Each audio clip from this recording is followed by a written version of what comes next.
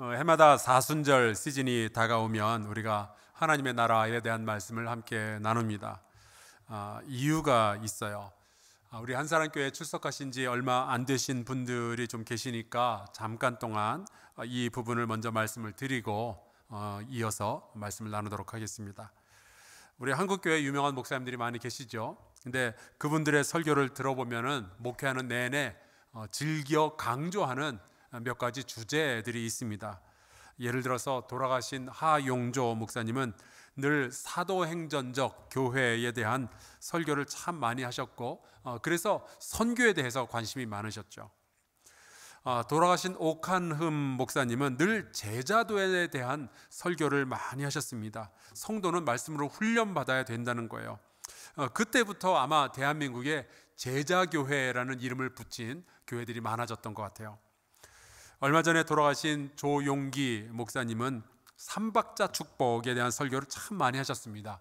영혼이 잘 되는 축복, 범사에 잘 되는 축복, 그리고 강건하게 되는 축복이죠.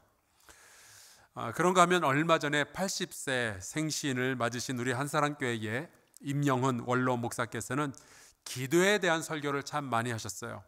왜냐하면 본인이 기도의 능력을 몸소 체험을 하셨으니까요. 그래서 우리 교회는 중보기도의 사역이 이렇게 왕성하게 이어지고 있고 해마다 사순절이 되면은 40일 내내 이 새벽 예배하는 전통이 이어지고 있는 겁니다. 자, 그렇다면 2000년 전 예수께서 이 땅에서 계실 때에는 어떤 주제에 대해서 설교를 가장 많이 하셨을까요? 사랑, 봉사, 믿음, 축복, 기도, 물론 그런 주제들이 다 중요하죠. 그리고 시대와 상황에 따라서 그 주제들 가운데 하나를 특별히 우리가 강조할 수 있어요. 하지만 우리가 객관적으로 바라볼 때 복음서를 보면은요, 예수께서 그 공생의 3년 동안 가장 많이 말씀하셨고 가장 많이 다루셨던 설교의 주제는 하나님의 나라였습니다. 예수님은 공생의 첫 설교부터 하나님 나라에 대해서 말씀하셨어요. 회개하라, 천국이 가까웠다. 하나님의 나라가 가까이 왔으니 복음을 믿으라.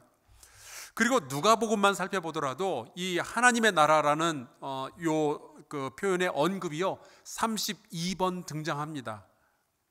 그에 비해서 사랑, 우리가 참 중요하게 여기는 단어는 누가복음에 18번밖에 안 나와요. 거의 하나님의 나라가 사랑에 비해서 2배 가까이 압도적으로 많이 나오고 있죠.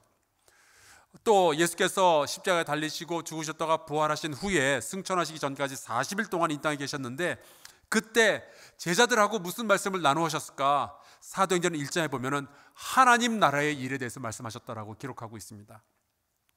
하나님의 나라는 예수님께서 가장 소중히 여기셨던 개념이었어요. 자, 그렇다면은 예수님을 믿고 기독교인이 된 우리가 이 하나님의 나라가 도대체 어떠한 것인지 잘 알고 살아야 되지 않겠어요? 그래서 저는 해마다 이 하나님의 나라에 대해서 505 영성이라는 시리즈 설교를 하는데 벌써 8년 동안 제가 해왔어요. 근데 앞으로도 할 말이 왜 이렇게 많은지 모르겠습니다. 하나님의 나라는 가장 쉽게 설명하자면 하나님께서 다스리는 모든 영역입니다. 관계, 모든 시간, 어떤 지역 다 포함하고 있어요. 우리가 죽어서 가는 천당을 포함하지만 그보다 훨씬 더 크고 현실적인 개념이 하나님의 나라입니다. 이거는 미래에만 있는 것이 아니라 지금 이미 이 땅 가운데 여러분 가운데 있는 거예요. 이 하나님의 나라에 대해서 우리가 이야기를 할 때 가장 중요하면서도 이해하기 어려운 개념이 하나님의 나라는 이미 시작되었지만 아직 완성되지 않았다라는 겁니다. 이것을 우리가 이미와 아직 사이의 긴장이라고 부르는데요. 감사한 것은 이 개념을 굉장히 쉽게 설명해 주는 사건이 우리나라 역사 안에 있어요. 그것이 바로 3.1절 만세 운동부터 시작이 되는 긴 독립운동의 역사입니다. 3.1절 1919년 3.1절 이날 대한민국은 독립선언문을 작성을 합니다. 그리고 민족 대표 33명이 여기에 서명을 하고 그것을 발표를 하죠. 그래서 독립을 선언한 그날 광복절이 되었습니까? 아니거든요. 독립을 이미 선언은 했지만 아직 완성이 안 된 거예요. 그 후로 26년이 지나서 긴 독립운동의 결과로서 8월 15일 1945년 8월 15일에 독립이 완성이 되죠. 그러니까 3월 1일부터 8월 15일 그 사이에 긴 세월 동안 대한민국의 독립을 믿고 일본이 다스리고 있는 땅이지만 일본의 통치를 받지 아니하고 임시정부의 통치를 받으며 끊임없이 일본 제국에 저항했던 독립운동가들이 있었습니다. 지금 보시는 이 그림은 그 독립운동을 했다가 서대문 형무소 8호 감방에 그 자리에서 옥살이를 했던 여성 독립운동가들의 사진이에요. 이 사진을 가만히 보시면은 왼쪽 위에 아주 독특한 패션 감각을 지닌 분이 계십니다. 보이죠? 선글라스를 끼고 계신 분이 있어요. 저분이 바로 신명철이라는 분인데, 이분이 서대문 형무소 8호 감방에서 함께 있었던 유관순, 여러분 잘 아시죠? 권애라, 어윤희, 이런 분들과 함께 불렀던 8호 감방의 노래라고 있습니다. 곡조는 잃어버렸지만 가사가 지금까지 전수가 되고 있어요. 이 가사가 이 신명철이라는 분의 아들 이 문수일 씨인데 그분에게 전수가 됐습니다. 그리고 얼마 전에 한국의 유명한 가수들이 이 노래를 불렀죠. 아마 여러분이 유튜브에 8호 감방의 노래라고 치시면은 나올 겁니다. 그 가사 내용이 이래요. 진중이 일곱이 진흙색 일복 입고 두 무릎 꿇고 앉아 주님께 기도할 때 접시 2개, 콩밥덩이, 창문 열고 던져줄 때 피눈물로 기도했네, 피눈물로 기도했네. 그렇게 많은 기독교인들이 기도하며 투쟁을 하다가 결국 1945년 독립을 완성하게 됩니다. 바로 이 대한민국의 독립투쟁의 역사가 성경에 나오는 이 하나님의 나라 그리고 하나님 나라의 백성에 대한 아주 기가 막힌 비유가 되는 거예요. 자, 여기에서 이제 505라는 숫자의 비밀을 제가 알려드리겠습니다. 딴 데 가서는 말씀하지 마세요. 이 505는 이미와 아직 사이라는 하나님 나라의 비밀을 우리끼리만 아는 암호로 표시한 건데요. 독립이 완성되었던 광복절을 표시할 때 우리가 8.15, 8.15라고 표현을 하죠. 그리고 독립선을 했던 3.1절을 3.1이라고 우리가 표현을 합니다. 그래서 8.15 빼기 3.1 하면 5.05가 나와요. 여기서 점만 빼고 505라고 부르는 겁니다. 여러분 이해가 되셨죠? 마치 3.1절에 독립이 선포되었던 것처럼 2000년 전 예수 그리스도께서 이 땅에 오시면서 하나님의 나라, 하나님의 통치가 시작되었다라는 것을 선포하셨어요. 많은 사람들이 죄악에 다 죽어가고 있었지만 드디어 그때부터 예수 그리스도의 보혈의 피로 구원이 시작되었다라는 것을 선포하시죠. 복음을 전하시고요, 억눌린 자들을 해방시키시고요, 병든 자들을 회복시키시고 자유와 평화를 이루는 그 일을 예수께서 시작하신 거예요. 하나님의 통치, 하나님의 나라가 시작이 된 거죠. 만약 이 하나님의 나라, 하나님의 통치가 나의 삶에 임하게 되면 어떻게 될까요? 여러분, 삭개오는요, 하나님의 나라가 그 인생 가운데 임하게 되니까 자기 욕심만 채우던 사람이 드디어 이웃을 바라보기 시작했어요. 만약에 이 하나님의 나라가 나의 인생에 임하게 되면은, 예전에는 그냥 내 인생 내 멋대로 내 욕심대로 살았지만 이제는 그 좋던 담배도 다 끊고 마시던 술도 줄이고 거짓말도 멈추고 폭력과 탐욕을 이제 멀리하고 거룩한 삶을 살기 시작하는 겁니다. 왜냐? 하나님의 통치가 임했으니까요. 나는 하나님 나라의 백성이 되는 거죠. 하나님의 나라가 가정에 임하게 되면 어떻게 될까요? 옛날에는 맨날 부부싸움하고 자녀와 부모 사이에 서로 미워하고 욕하고 그러더니 이제는 서로 사랑하고 용서하고 이 일이 벌어지게 되는 거예요. 형제가 함께 모여서 같이 기도하게 되고 가정 예배 드리고 봉사활동도 같이 하고 심지어 선교여행도 가족이 함께 떠나는 거죠.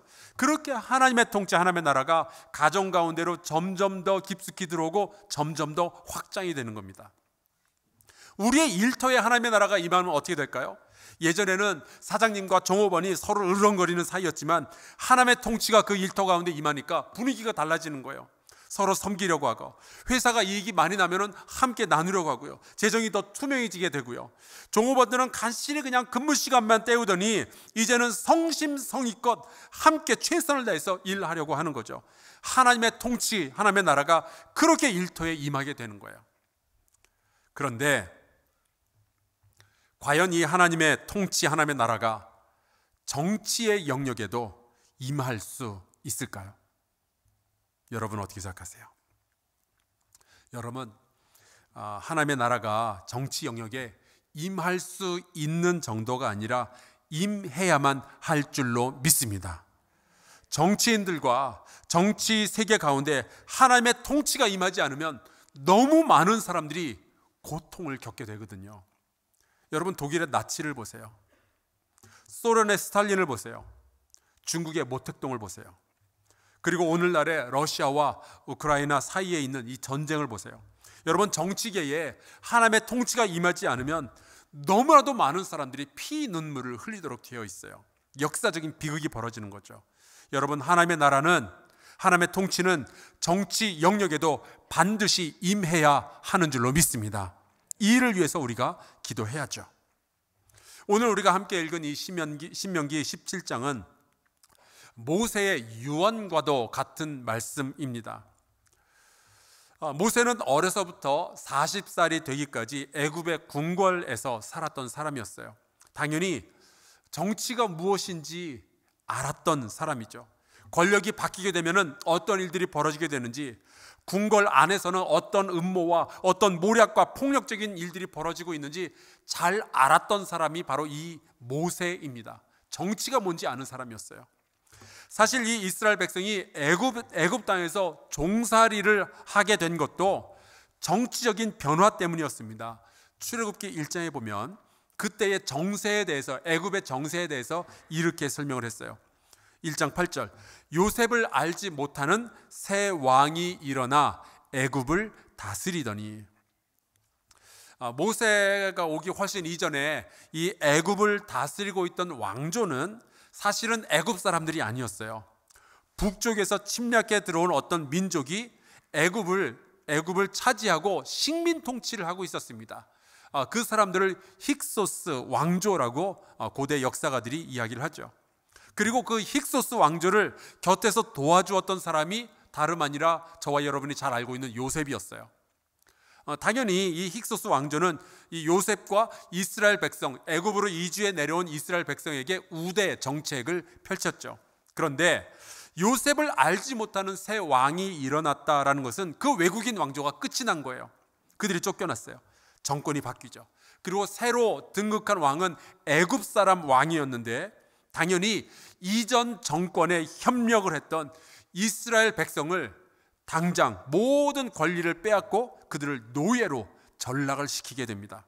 그러니까 이스라엘 백성은 하루아침에 정부의 보호를 받던 계층에서 갑자기 적폐청산 계층이 된 거예요. 모세는 정치가 얼마나 사람들의 인생을 바꿀 수 있는지 잘 알고 있었습니다. 정치가 얼마나 무서운 건지 알고 있었던 사람이에요. 그래서 모세가 죽기 이전에 이스라엘 백성에게, 그리고 여호수아에게 마지막으로 정치에 대한 이야기를 주는 거예요. 나라와 왕과 정치에 대해서 이 모세가 하나님의 말씀을 전달해 주는 거죠. 사실 하나님께서 이 이스라엘 백성을 이끌고 가나안 땅으로 가셔서 세우려고 하셨던 그 나라는요, 신정 국가였습니다. 하나님이 다스리는 나라. 그러니까 하나님께서는 말씀을 주시고 백성은 그 말씀에 순종하면서 이 나라가 그 주변에 있는 모든 가나안 땅, 모든 족속의 모든 나라와는 완전히 차별화되는 새로운 나라를 만들기를 원하셨어요. 하지만 모세도 언젠가는 이 한 사람이 이 나라의 리더가 되어서 하나님을 대신해서 백성을 다스리는 신정국가가 아니라 왕정국가가 만들어지게 될 것이라는 것을 예상하고 있었습니다. 그래서 오늘 이 말씀을 주는 거예요. 자, 그러면은 이 왕정국가에서 그 왕은 어떻게 정치를 해야 되는가? 오늘 말씀 18절, 19절을 다시 보겠습니다.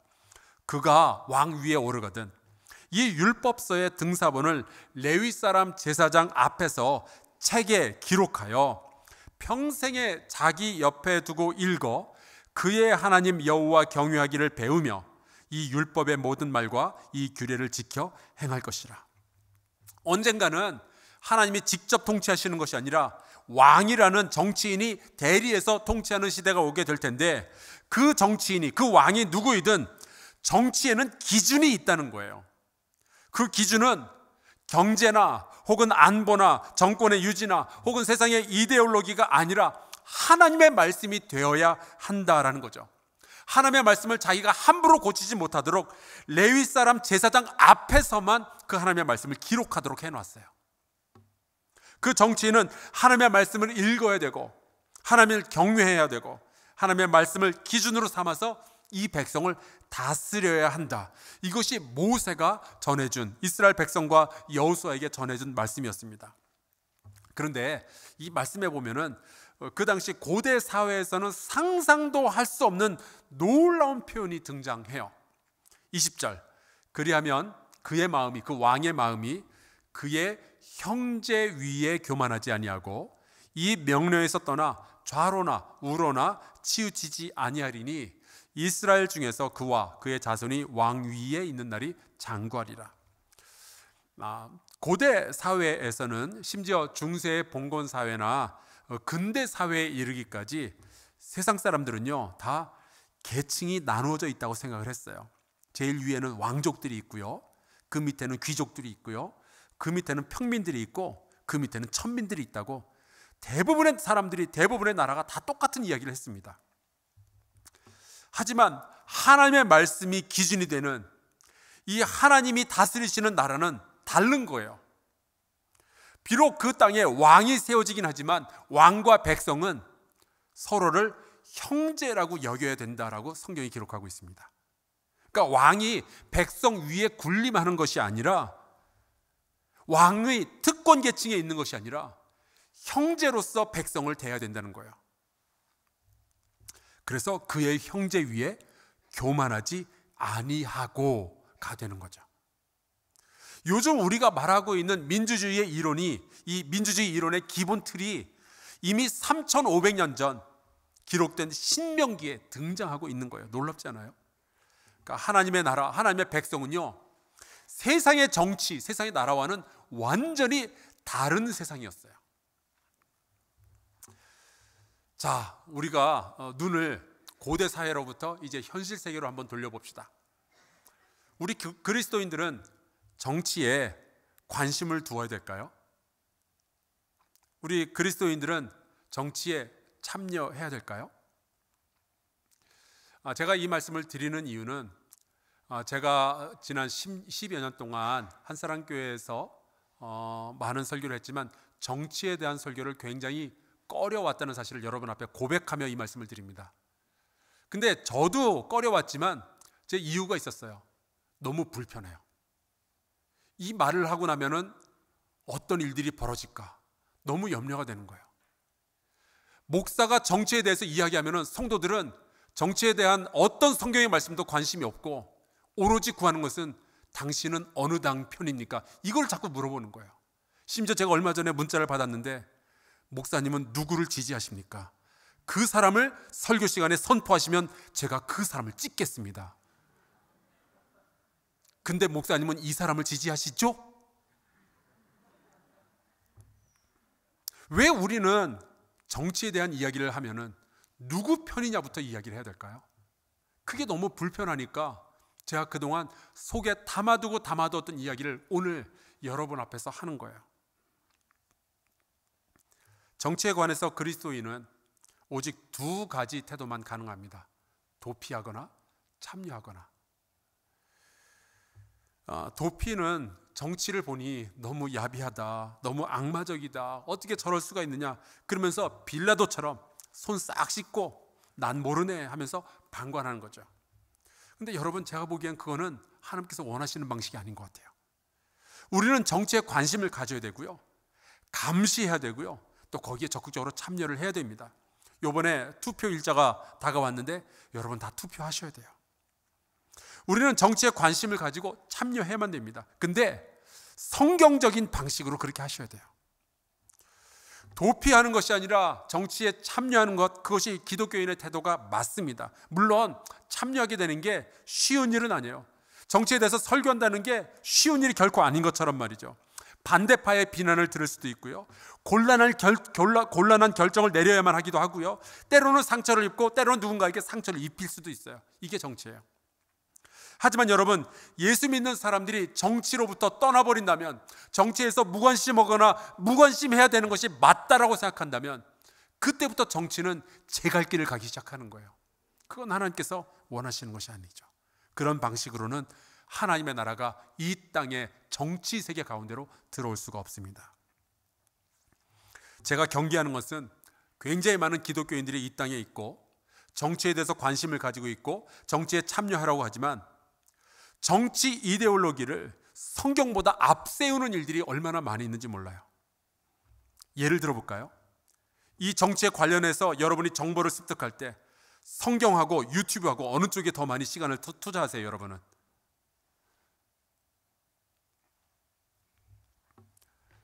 여러분, 우리는 하나님의 말씀을 듣기보다 세상에 근거 없는 이야기들 수없이 많이 수집하고 그것을 근거로 우리가 판단을 내리고 있어요. 기독교인이 그러면 안 되죠. 만약에 우리가 정치에 관심을 두고 참여는 하면서도 정치보다 하나님의 말씀을 더 기준으로 삼지 않는다면 우리나 그들이나 똑같아지는 거예요. 근데 상당히 많은 기독교인들이 일단 정치판에만 들어가면은 세상 사람들하고 다른 게 없어요. 같이 싸우고 같이 상대방을 악마화시키고. 여러분, 우리가 하나님의 말씀을 기준으로 삼으려면 어떻게 해야 될까요? 오늘 우리가 읽은 신명기 17장 18절 다시 한번 보겠습니다. 그가 왕 위에 오르거든 그 왕을 도와줘야 될 사람들이 곁에 있어요. 이 율법서의 등사본을 레위 사람 제사장 앞에서 책에 기록해야 된다. 하나님의 말씀을 기준으로 삼는 정치인을 우리가 기대한다면 그 주변에는 하나님의 말씀을 소중히 여기며 기록하고 왕이 이 하나님의 말씀을 함부로 바꾸지 못하도록 곁에서 그 하나님의 말씀이 쓰여지는 것을 지켜봐야 되는 사람들이 있어야 된다는 거예요. 레위 사람 제사장이 필요하다, 그 말씀이 나와 있죠. 여러분, 하나님의 말씀을 통치의 기준으로 삼는 정치인이 만들어지려면 먼저 하나님의 말씀을 기준으로 삼는 백성이 있어야 되는 거예요. 요즘 대선에 투표할 사람이 없다는 이야기 제가 많이 듣습니다. 여러분 어떻게 생각하세요? 굉장히 많은 분들이 그 얘기를 해요. 저도 이번에 투표를 하기는 하겠지만 한숨 섞인 투표를 해야만 할 것 같아요. 그래도 저는 소망하는 게 있습니다. 언젠가는 찍을 사람이 없어서 이 사람 찍는 게 아니라 찍을 사람이 너무 많아서 고민했으면 좋겠어요. 여러분도 같은 소망을 가지고 계시죠? 근데 많은 분들이 그래요. 왜 대통령 후보들이 저 모양인가? 여러분, 왜 그럴까요? 그리고 투표 후에 그들 중에 한 명이 뽑힐 거잖아요. 아니, 왜 저 사람이 뽑혀야 될까요? 우리가 그렇게 물어볼 수 있어요. 그런데 여러분, 그거는 우리가 비난해야 되는 문제가 아니라 회개해야 되는 문제예요. 그런 분들이 대선에 나오고 그런 분들 가운데서 대통령이 뽑히는 것은 우리의 수준이 거기밖에 안 돼서 그런 거예요. 어느 정당, 어느 후보를 비난하거나 혹은 지지하기 전에 우리는 얼마만큼이나 하나님의 말씀을 내 삶의 기준으로 삼고 살아왔는지 그걸 우리가 먼저 물어봐야 돼요. 왜 그런 수준의 후보가 나왔는가? 그게 한국교회의 현주소이기 때문에 그런 거예요. 우리가 하나님의 말씀을 기준으로 삼지 않았는데 어떻게 우리가 하나님의 말씀을 기준으로 삼는 지도자를 선출해낼 수가 있겠냔 말이에요.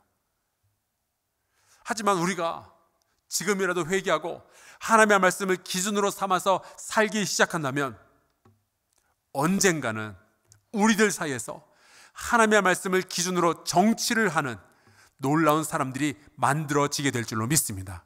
그 일을 위해서 우리가 기도하며 준비해야 돼요. 250년 전 영국에서 벌어진 일을 제가 말씀드리고 설교를 마치겠습니다. England Before and After Wesley라는 아주 오래된 책이 있습니다. 웨슬리 전과 후의 영국이라는 제목이죠. 이 책은 복음을 사랑했던 백성이 어떻게 정치를 바꾸었는지를 보여주고 있어요. 감리교회를 시작했던 존 웨슬리 목사님은 길거리에서 복음을 증거했던 성공회의 목사였습니다.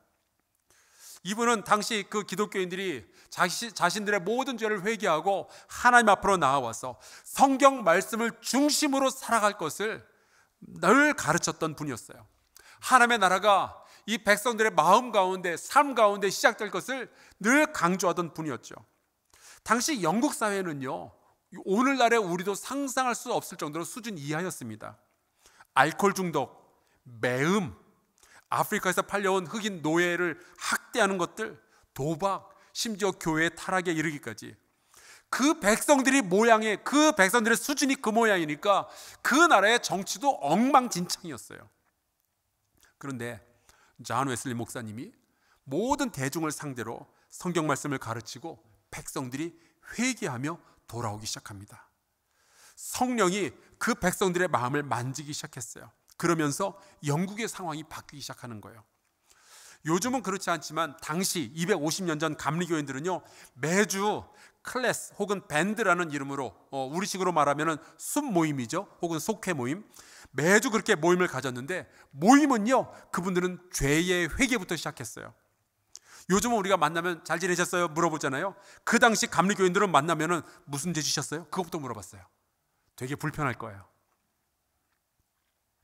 그렇게 감리교인들은 자기들의 삶을 성경 말씀에 비추어서 좌로나 혹은 우로나 치우치지 않았는지 굉장히 민감하게, 섬세하게 다루었습니다. 하나님의 말씀을 기준으로 삼기 위해서 그렇게 애를 썼던 거예요.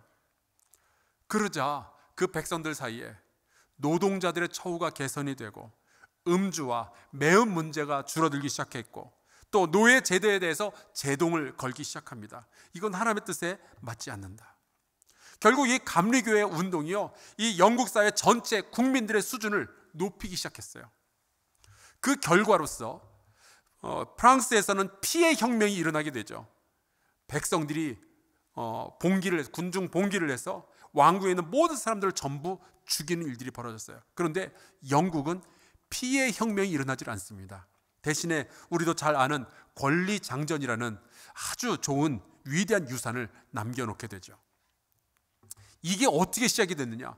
감리교회 작은 목사가 말씀을 증거하고 백성들의 수준이 높아지면서 이 일이 벌어진 거예요. 이 신앙의 운동으로부터 시작된 것이 영국의 클라팜 섹트라는 정치 조직이었습니다. 책도 나와 있어요. 여기에는 여러 정치인들이, 당시에 정치인들이 속해 있었는데, 그 중에 한 사람이 저 유명한 윌리엄 윌버포스라는 사람입니다. 아마 여러분이 영화나 여러 그 역사책을 통해서 이름을 들어보셨을 거예요. 이 그룹은요, 클라팜 섹트라는 이 그룹은 늘 함께 기도하고 말씀을 묵상한 뒤에 정치를 했기 때문에 그 영국 의회에서는 The Saints, 성도들의 모임이라는 별명을 얻기까지 합니다. 존 웨슬리 목사님은 1791년 죽기 4일 전에 이 윌리엄 윌버포스에게 편지를 한 통 보내요. 이렇게 말하죠. 하나님께서 하나님의 영광스러운 계획을 위해서 당신과 당신의 그룹을 선택했으니 당신들은 하나님의 말씀대로, 하나님의 말씀을 기준으로 삼아서 정치를 계속하십시오. 그 말에 힘을 얻었던 이 윌리엄 윌버포스와 그의 동료들은 하나님의 말씀이 영국의 수많은 법률 속에 침투해 들어가고 사회에 적용되기까지 굉장히 많은 노력을 기울였어요. 그렇게 해서 이뤄낸 것들 가운데 하나가 영국에서의 노예 제도 폐지였습니다. 이게 어메이징 그레이스라는 영화를 통해서도 우리에게 알려진 바 있죠. 물론 영국의 여러 가지 문제들 가운데 그냥 하나를 해결한 것에 불과할 수도 있지만, 여러분, 하나님의 나라가 영국 사회 안으로, 영국의 정치 안으로 더 깊숙하고 강하게 임했던 결과였어요. 여러분, 정치는요, 하나님의 나라를 이루어내는 또 하나의 중요한 방식입니다. 여기에 우리가 무관심할 수도 없고 여기로부터 도피할 수도 없고, 우리는 관심을 가지고 정치 세계를 위해서 기도하고 그 안에서 좋은 정치인들이 나오기까지 우리 자신이 먼저 하나님의 말씀을 기준으로 삼아서 살아가야 되는 거예요. 우리가 정치로부터 도피할 수 없습니다. 우리는 지금의 정치, 지금 후보들의 그 수준, 여기에 대해서 우리가 책임이 있는 거예요. 누구를 비난하겠어요? 우리가 꿈꾸는 하나님의 나라는 자유와 평등과 번영이 숨쉬고 정의와 공의가 강물처럼 흐르는 하나님의 나라는 정치라는 현상을 우회해서는 벌어지지 않아요. 우리가 21세기에 레위인 제사장이 되어야 합니다. 그 어느 사람도 하나님의 말씀을 함부로 우회하거나 하나님의 말씀을 무시하지 못하도록 지키는 사람이 되어야 해요. 하나님의 말씀을 우리가 먼저 소중히 여기며 그 말씀을 기준으로 삼아서 우리가 살아가야 됩니다. 정치인들로 하여금 하나님의 말씀을 듣지 않을 수 없도록 만드는 백성이 되어야 하는 것이 우리의 책임 가운데 하나예요. 성도 여러분, 지금 대선이 진행 중이죠. 비록 나의 판단은 부족하다 할지라도 하나님의 판단은 완전하시며 우리의 투표 행위, 작은 이 투표 행위를 통해서 하나님께서 반드시 의로운 일을 이루실 것을 믿고 여러분 투표에 참여하시면 좋겠습니다. 심지어 지는 쪽에 투표하셔도 괜찮아요. 이쪽이 하나님의 뜻이고 저쪽이 하나님의 뜻이 아닐 거다, 여러분 그렇게 흑백 논리로 가면 안 돼요. 왜냐하면 제가 이유를 말씀드리죠. 누군가는 당선이 될 거예요. 그런데 누군가는 그 사람을 지켜보겠고 경계하도록 만드는 사람들이 있어야 되지 않겠어요? 그게 반대쪽에 투표한 사람들의 역할이에요. 만약에 그 일이 없으면 이 왕은 형제 위에 교만하게 될 겁니다. 여러분, 왕이 백성을 형제로 여기기 위해서는 왕이 백성을 존경할 필요가 있어요. 여러분이 찬성의 투표를 하든 반대의 투표를 하든 그 모든 것은 하나님 나라의 건설을 위해서 소중하게 쓰여지게 될 거예요. 여러분, 우리가 하나님의 말씀을 기준으로 삼아서 살아가고 하나님의 말씀을 기준으로 삼아서 투표할 수 있기를 바랍니다. 이를 통해서 하나님의 나라가 더 깊숙이 우리 사회를 움직여가게 되기를 간절히 축원합니다. 우리 같이 찬송 부르고 기도하겠습니다. 찬송가 347장, 이 가사가 이렇게 돼요.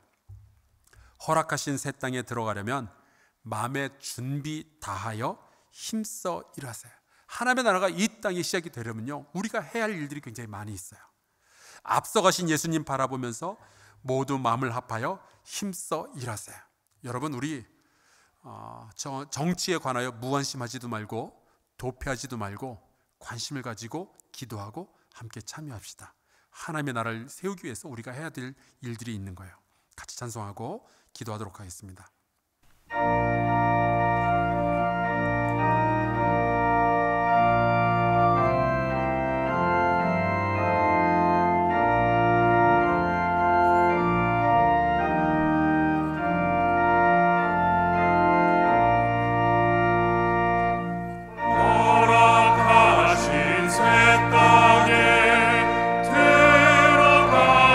들어가려면 마음의 주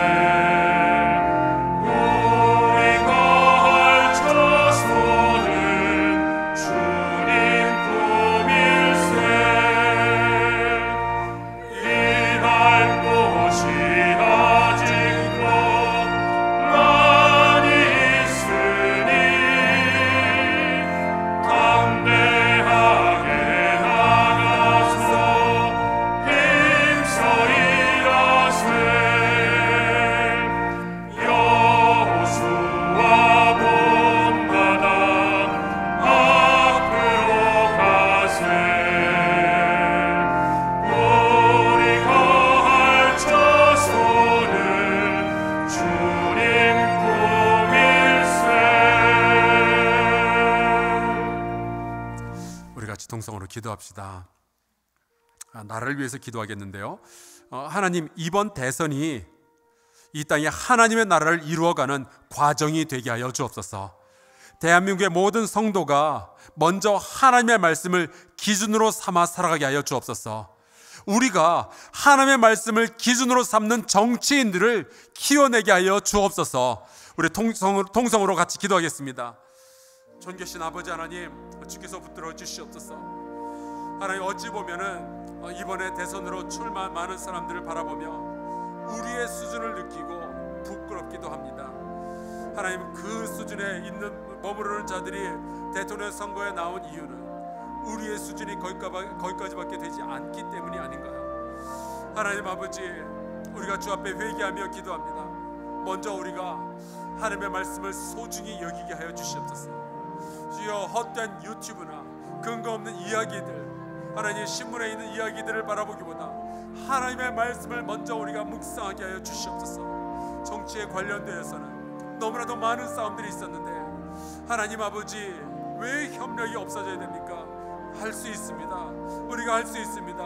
아버지, 나와 의견이 다른 사람과 하나님 의견을 조율하고 협력하고 그리함으로 모두의 아름다운 선을 이루어내는 우리 한사랑교회, 하나님 아버지, 우리 대한민국에 좋은 정치인들 만들어낼 수 있도록 아버지, 우리가 함께 기도하겠습니다. 주여, 역사를 이루어 주시옵소서. 아버지, 돌보아 주시옵소서.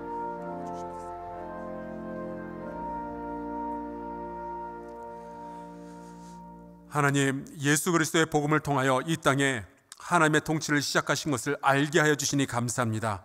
그 하나님의 다스림이 우리의 삶과 가정과 일터에 임하게 되기를 간절히 소원합니다. 하나님, 특별히 이 땅의 정치 세계에도 하나님의 공의와 사랑이 임하기를 소원합니다. 하나님의 통치가 임하기를 소원합니다. 정당의 이익이나 이데올로기가 아니라 하나님의 말씀이 모든 정치 행위에 기준이 되는 나라가 되게 하여 주옵소서. 백성의 정치 참여 수준이 예수 믿는 사람들로 말미암아 더 높아지게 하여 주시옵소서. 하나님의 말씀으로 훈련받은 우리의 다음 세대가 타락한 정치 세계를 정화시키는 사명을 감당하게 하여 주옵소서. 예수 그리스도의 이름으로 기도하옵나이다. 아멘.